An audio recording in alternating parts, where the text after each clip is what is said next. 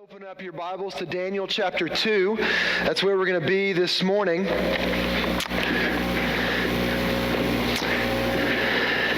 I'm not much of a philosopher, but I do have certain phrases that I've often found to be true just in life, and here is one of them. That anticipation determines expectations, and then expectations often determine experiences. Anticipation determines expectations, and expectations often determine experience. Let me illustrate that like this. One thing that you'll learn about me is that I don't have many hobbies. There's really a few things that I do. I don't hunt, I don't play golf, I don't fish, but what I do is I work, I hang out with my family, and I love Aggie sports. That's what I do. And so when A&M went to the SEC, and we went into Tuscaloosa that first year and just beat Alabama, a big thing happened. I was excited about that game in particular, but Lindsay, my wife, went to UT, and her dad had tickets to a game, and so we went to that game. And on the way home, on my phone, I watched A&M beat Alabama in Tuscaloosa. And as soon as that game was over, it built anticipation in my heart for what was going to happen the next year at Kyle Field in College Station. And so what happened was the whole year, really, I subscribed to TexAgs because I wanted all the inside information because of that anticipation of that game. That week, I wasn't very productive at work. And then that weekend, because I wanted all focus to be on that game, we sent our kids to their grandparents' house to have a better experience. And Lindsay and I and some friends went to that game. And I remember College Game Day was there, and so I flipped on ESPN, and then we walked up the ramps. We sat down in our seats an hour early, just watching the whole thing get going. Now, that isn't what I normally do during games. Normally what I do during games is sometimes our kids go to their grandparents' house, and then we get there about 10 minutes, if we're lucky, 20 minutes right before the game to sing Spirit of Aggieland. But because this game was different and the anticipation that was going in my heart and in my soul, it just changed what I did. And so anticipation determines expectations, and expectations often determine experience. Now, why would I say that right now? You're like, George, it's Christmas time. What does this have to do? We're in Daniel, and the expectation thing, the anticipation, we're in the season. If you look at the liturgical calendar, we're in the season that's called Advent. And Advent is the 4 Sundays starting right after Thanksgiving that goes up to the 25th, the 4 Sundays that are always there. And what Advent is designed to do throughout history, throughout church history, is to build the anticipation of a Savior that is coming. To build inside of our hearts the fact that a baby came and God stepped down into His creation to redeem it from their sin. And so if in the book of Daniel, there's this dream that the king Nebuchadnezzar has, and the king is tormented by this dream. He doesn't know what it means or what it symbolizes, and so he begins to summon all of his wise people, all of his counselors to him. The dream is actually so bad that he doesn't even want to share the content of the dream to the wise, to his counselors. And so he summons them and he says, hey, listen, if you're so wise, tell me what's going on. Tell me the dream that I'm having. And all the wise men are like, that's not possible. That's not possible for us to tell you the dream that you're having. And they're like, hey, just give us some time. And the king says, no, I will not give you any time. If you're so wise, tell me what's going on. Tell me what's happening in my dream. Obviously, they can't do it. And so this man, one of the counselors, Arioch, tells the king about this guy named Daniel. And Daniel is known as the wisest of the Jews, the Israelites, that's in Babylon at the time. And so the king summons Daniel to him. And he says, hey, Daniel, I'm having this dream. This dream is tormenting me. I'm having it over and over and over again, and I don't know what it means. And he says, I've summoned all my wise people, all the people that I take advice from, and they can't even tell me my dream. But will you tell me the dream? So Daniel, you can read in all of chapter 2, prays, asks God for what the dream is. And listen to what happens in verse 31. It says, you saw, O king, and behold, a great image. This image, mighty and of exceeding brightness, stood before you, and its appearance was frightening. The head of this image was of fine gold, its chest and arms of silver, its middle and thighs of bronze, its legs of iron, its feet partly of iron and partly of clay. And as you looked, a stone was cut out by no human hand, and it struck the image on its feet of iron and clay, and broke them in pieces. Then the iron, the clay, the bronze, the silver, and the gold all together were broken into pieces, and they became like chaff of the summer threshing floors. And the wind carried them away, so that not a trace of them could be found. But the stone that struck the image became a great mountain and filled the whole earth. Now, this is an odd dream that the king is having, but it's this image. And the image has a head of gold, arms and a torso of silver, then between the waist and the thighs, brass, and then legs of iron that's intermixed with the clay. And then, as the king is looking at this dream, as looking at the statue, he notices that there's a stone that is being formed or being taken out of a mountain. And then the stone, this big rock, this boulder, hits this statue and demolishes every bit of that statue, to the point where it's ground into fine dust. That, like when they're threshing the wheat, they throw up the wheat, and all the wind takes away the smaller particles, and the seed of the wheat fall back down to the floor. And so the statue is demolished to the point where, as they throw it up, that the wind just takes it away. Now, it's an odd dream. I don't know if you've ever had a dream like that, but it's a pretty different type of dream. But then Daniel moves here in verse 36 and tells the king what the dream means. It's actually a prophecy. Verse 36, this was the dream. Now we will tell the king its interpretation.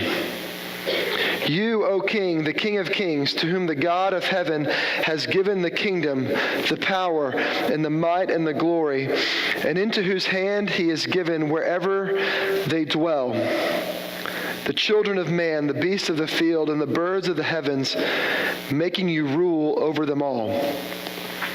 And then he says, you are the head of gold. You are the head of gold. So Daniel is standing before Nebuchadnezzar, and he says, this dream, the first head of gold just symbolizes you.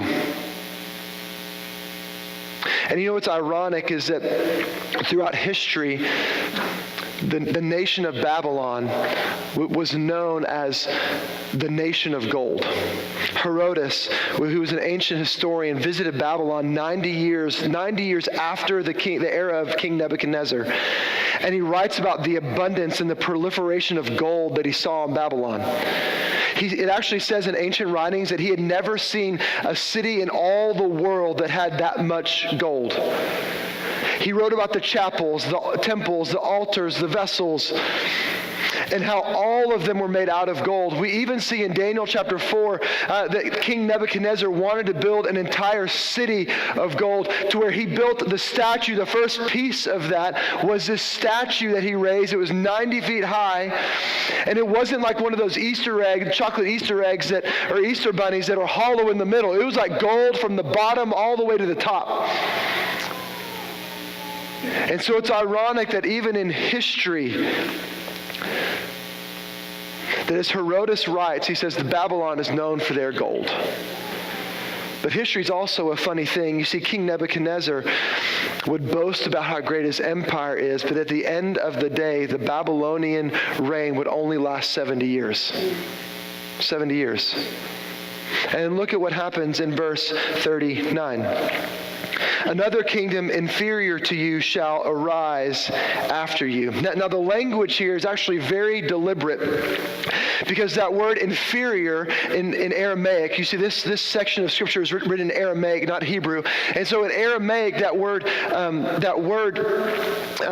sorry, let me find it again. Inferior, thank you. That word inferior actually means two things. It means inferior in quality, but also inferior in place. And so we've gone down from the head of gold now to the silver, arms and chest area. Now, when you look at history, it's very interesting, because in the Semitic languages, the word silver means two things. It means money, and it means the actual metal of silver. And so what happens is the Babylonian Empire is taken over by the Medes and the Persians. And as you look at history, the Medo-Persian Empire gained their wealth through a system of taxation. It was really the first nation to really tax their people in a way that the government would gain riches and gain money. And so this government, the way that they tax is they taxed people in what metal, you think? Silver. And so as they begin to war and they begin to expand their kingdom, Xerxes, the reason he has enough financial resources to wage war against all of his neighbors is because his dad, Darius, had taxed the people to the point where there was literally a fortune of silver that allowed them to wage war and to pay an army to go and conquer other kingdoms. And so isn't it ironic that the national silver treasure of the Medes and the Persians give them the ability to launch the attack, yet years before we see in the Bible that King Nebuchadnezzar has a dream that a silver nation is going to take him over. Isn't that ironic? Or just lucky, maybe? It's not lucky, I'm just kidding. It's not luck. But then here's what happens in verse 39b. And yet, a third kingdom of bronze shall rule over the entire earth. So the belly and the thighs of this large image were of brass. Josephus, another historian, in his book called Antiquities, was writing about this prophecy. And immediately, he recognized the brass as a reference to the Greek Empire. Like immediately recognized that. If you look at the Greek Empire, Alexander the Great was really a remarkable man. He was a military genius. He was a type A personality, very driven to achieve. He took the Greek army and crossed over in what was called the Hellespont into modern-day Turkey. And then I could tell you battle after battle after battle that they fought, but that's not interesting. You're not here for history. But you can read about it because it's very interesting. But as the story goes, Alexander the Great passes over the Indus River, or reaches the Indus River, and he begins to weep because he had no more worlds to conquer. Now, you can read about it and it's interesting, but there's one part of it that I find the most fascinating. The Greek army is taking over and waging war against the Medes and the Persians. And if you looked at the Persian army uniform, you would find a soft turban-like material on its head. You'd find a tunic with sleeves and long pants and trousers. That's what they would go to war with. But if you look at the Greek army, at the same time, you could see a Greek soldier. He would have a helmet, a breastplate, a shield, and a sword, all made of what kind of metal, you think? Brass. Brass. So they would see a difference. You would see this brass army coming up through the valley. And here we see that another kingdom, another rule, another nation that's going to reign most of the known world is the Greek Empire. And then look at verse 40. And there shall be a fourth kingdom, strong as iron, because iron breaks to pieces and shatters all things. And like iron that crushes, it shall break and crush all of these. Now, after the Greek Empire, the next really world power is the Roman army, is a nation of Rome. They started in Italy, and then they moved, and they just began to conquer and conquer and conquer different lands, different people. And if you look at history, it will teach you that that their army was called what? The Iron Legions. And the way that they took over, the way they were organized, is they had these divisions that were made up between 3,000 and 6,000 soldiers, and they were so tough they became known as fierce and hard and as legions. And isn't it ironic that in King Nebuchadnezzar's day, as God is prophesying through Daniel because of this dream, that he says that there is a nation known with their iron that's going to rise up,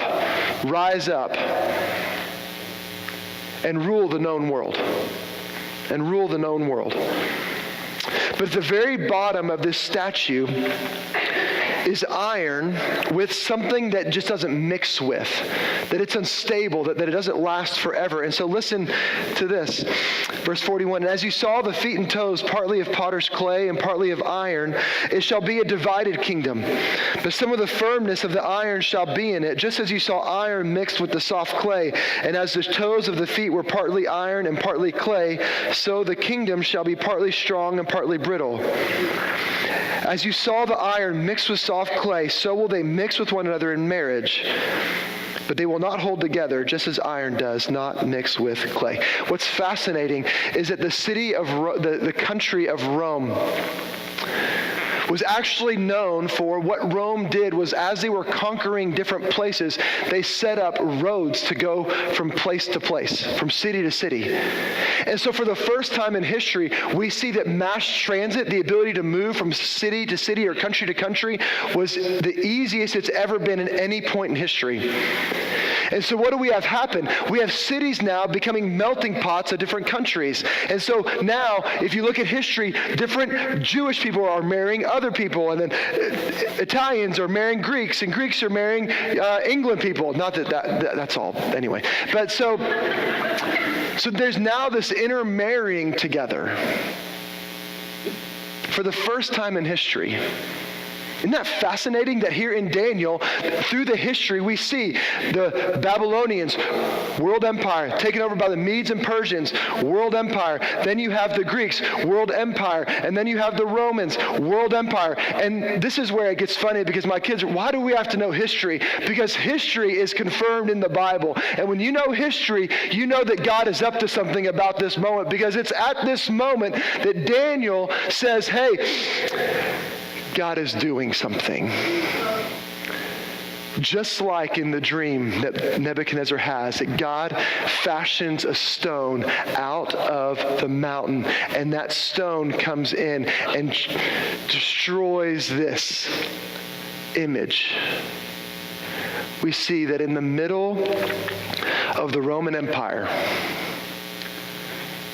after the 70-year reign of Babylon, after the 200-year reign of the Medes and the Persians, after the 130-year reign of the Greek Empire, comes the Roman Empire that lasted for 500 years in its undivided state. Out of the middle of that Roman Empire, God brings a baby.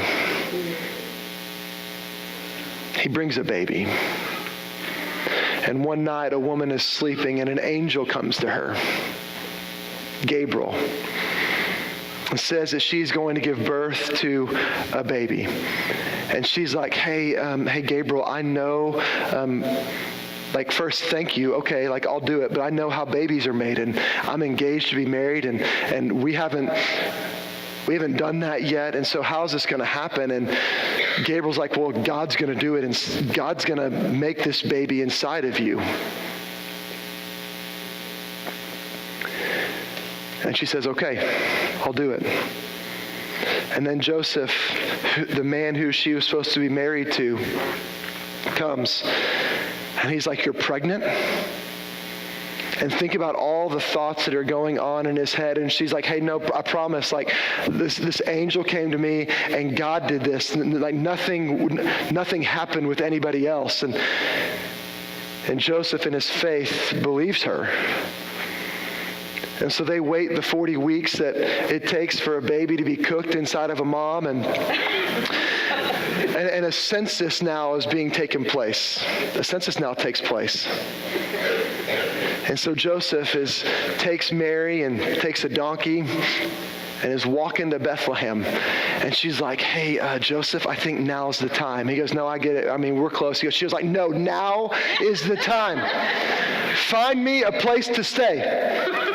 So Joseph, I can only imagine, is frantically knocking on every door.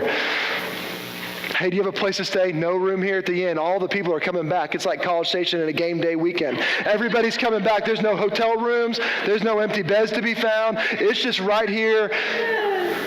And finally, he knocks on the room of this inn. This innkeeper opens up the door and says, hey, I don't have a room, but I've got a manger over here. You know, the manger where animals stay. And we kind of glorify it with all of these scenes in our home, but it probably stunk a little bit. There's hay everywhere. It's probably a mess. We think it's all real quiet, don't we? It's not quiet, probably. And in the middle of this manger, this baby is born. Now, I remember when my first was born, we went to the hospital, and as we were there, Lindsay had a C-section, and I remember just experiencing this whole thing. I remember sitting in the operating room. I remember looking up over the sheet that they had placed like right at Lindsay's neck and I saw the head come out of the stomach. It was this weird alien type moment. And I remember looking over, I remember saying, hey, do you feel any of this? What's going on? Because your insides are on the outside, and like what is happening here? And I remember, yeah, it's so precious. And I remember this baby being born, Brooke, and I remember this cry inside of the room. And as she kind of came out, I was just like mesmerized. And I was like, we did this. And I remember this cry happening, and I remember Lindsay being right here, not being able to move because she had a C-section. I remember this baby right here being 10 feet away, and I remember just going back and forth, not knowing where to be exactly. And so I would go look at Brooke and just hear the crying, and then I would come over to Lindsay, and I'd be like, hey, everything is great. And then I would go back over here to Brooke, and then Lindsay would be like, hey, what's going on? Because I'm so mesmerized, I'm not paying attention over here. And I'm like, oh, okay, hey, everything is great. They're hitting her on the back, and I don't know what's happening, but she's crying. And I think it's a good thing. And then we go back, and we finally got her swaddled up and took her right over to Lindsay. And I said, hey, here's our daughter, Brooke. And Lindsay gave her a kiss. We put her in a crib, and we walked her through where the waiting room was. And I remember we didn't find out the gender of our baby, of what Brooke was going to be. And so here I am in the crib, pushing out past my family, Lindsay's family, and I get to announce at this moment, hey, this is our amazing, beautiful baby girl, Brooke. Now, this would never fly now, but this hospital was under construction. The nursery was getting updated, and evidently July 26, 2006 was a big day in the city of Dallas because there was a lot of babies, a record number of babies at this hospital. And so they took her away from us, went to the nursery where they were doing all the tests and pricking feet and giving her a bath and all this stuff. And so it was actually 4-ish hours before we saw Brooke again. That would never happen now, but it was 4 hours. And so I remember having this conversation with Lindsay and then family, and then the family left. The nurse walks in Brooke in the crib, checks our wristbands to make sure it was actually ours, and it was. She was, and just leaves. Just leaves the room. I look at Lindsay, and we're like, we don't know what to do. And so I get up and I go tell the nurse, hey, we don't have a clue of what we're supposed to do now, but what do we do? Do we need to feed her? Does she just survive right here in the crib? Can we hold her? We don't even know. And so the nurse comes in and kind of tells us what to do, and never gives us a manual, but just tells us what to do. And later that night, like Lindsay was asleep, and I'm holding Brooke in my arms after my family has left and Lindsay's family has left. I remember just holding her in the arms and thinking, this changes everything. Everything. You know, I used to make decisions just based upon me and Lindsay, and now I've got to make decisions based on you. You know, like I used to spend money just on me. But now, like, I'm going to have no money because of you. Not any. You know, I used to determine what we were going to do and just where I wanted to eat based on where I wanted to go. Now I'm going to eat a lot of Chick-fil-A and chicken nuggets because of you. And this baby changed everything. Everything. And so as Mary is sitting down in the manger, and as she gives birth to Jesus, a new thing happened in the world. God himself stepped down into his creation, and he wasn't announced by some man, but rather angels got the attention of some shepherds and said, hey guys, you should know what's going on here in Bethlehem right down the road.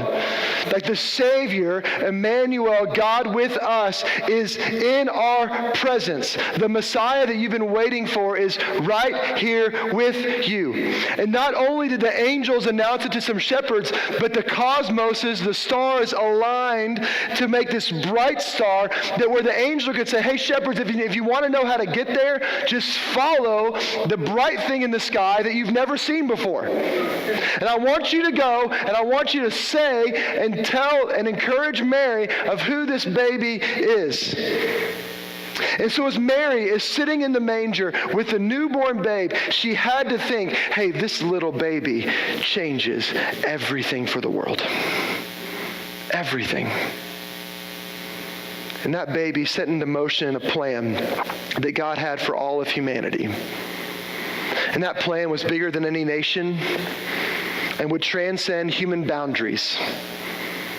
And out of the middle of this prophecy with Daniel, at the right time, God fashioned a movement that would rise, that would never stop, that would transcend every human boundary, that would never end. Even just think about the moments and the times that people tried to eradicate the Christian faith, and in the power, God would bring that and start a movement that would never, ever, ever end. Amen.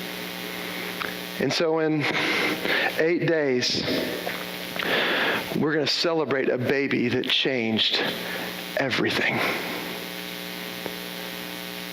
And so the question now is, what kind of anticipation are you feeling?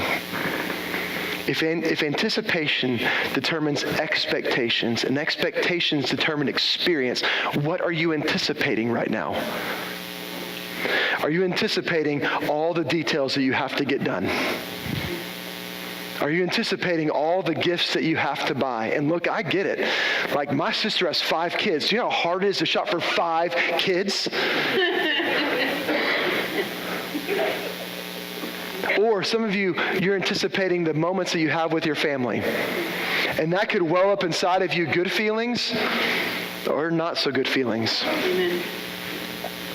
Some of us are anticipating all the travel and all the things that we're going to do. I was talking to someone and I said, what are you doing for Christmas? And he goes, well, I'm going on a nationwide drive. That's what he said.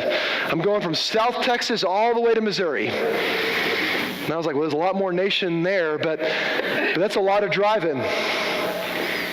And some of us might be anticipating that.